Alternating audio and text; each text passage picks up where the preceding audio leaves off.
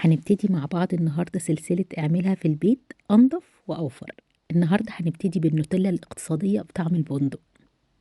أنا جيهان، لو لسه أول مرة تشوفوني ياريت تشتركوا معايا على القناة، ويلا بينا نشوف احنا محتاجين ايه.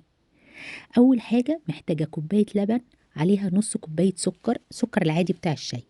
هقلبهم كده تقليبة سريعة، وبعد كده أحط عليهم كلمة السر بكويين نسكافيه بطعم البندق، وبعد كده اقلبهم كويس جدا وارفعهم على النار لغاية لما يغلوا معايا واتأكد ان كل حاجة دابت. في الفترة دي هجيب 100 جرام من الشوكولاتة الخام او 110، يعني زي ما انت عايزة. هتقطعيها كده او تبشريها زي ما انت عايزة، وكل ما كان نوع الشوكولاتة حلو كل ما تكون النتيجة في الاخر احلى. اول ما الخليط بتاعي يكون غلي على النار، هجيب بقى الشوكولاته بتاعتي دي واحطها عليه، وابدا اقلبها كويس جدا لغايه لما اتاكد ان هي دابت تماما، وبعد كده هسيبها على جنب. ونبدا بقى في الخطوه التانية. الخطوه التانية هي عباره عن نص كوبايه لبن، وكوبايه لبن بودره، ونص كوبايه كاكاو يكون محلى. لو انت عايزاها محلى يعني تكون الشوكولاته في الاخر حلوه، لو كده خديها. لو انت مش عايزه يبقى فيها سكر كتير يبقى خليها شوكولاته خام، ومعلقتين كريم جانتيه. هضرب كل الكلام ده كده مع بعضه، وبعد كده هنزل عليه بالخليط اللي انا كنت عاملاه من شويه، بس لازم يكون برد تماما. هديهم بقى ضربه، واكون معايا كمان كوبايه ونص زيت، وهو ده اللي هيعمل لي القوام التخين شويه بتاع الشوكولاته. هنزل عليهم واحده واحده لغايه لما القوام بتاعي يتخن بالشكل ده.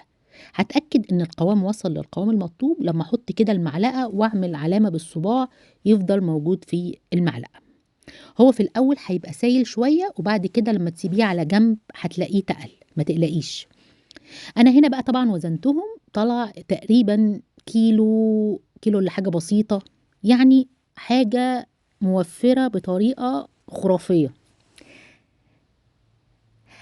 انا زي ما قلت لكم سبتهم بقى في التلاجة ساعه كده. انما لو انا مش مستعجله عشان التصوير انا كنت سبتهم عادي، يعني بسيبهم عادي بره وبيجمدوا لوحدهم عادي. بصوا بقى القوام بعد ما جمدوا، حاجه فظيعه. ممكن بقى تستخدميها تحطيها في سندوتشات او على توست، او ممكن تسيبيها تتقل شويه اكتر. كل ما بتقعد كل ما بتتقل، وتزوقي بيها تورتايه او جاتوه او اي حاجه. او ممكن تحطيها في الميكروويف وتستخدميها كانك صوص مثلا على دونات، على اي حاجه كده عايزه تحطي عليها صوص شوكولاته. بصوا عايزه اقول لكم ان هي خطيره وطعمها مفيش احلى من كده، واعتقد ان ما شفتوش الطريقه دي في اي حته تانية. انا متشكره جدا ان انتوا اتفرجتوا معايا لغايه النقطه دي. اتمنى ان الفيديو النهارده يكون فاتكم. اشوفكم في وصفات جديده انضف واوفر.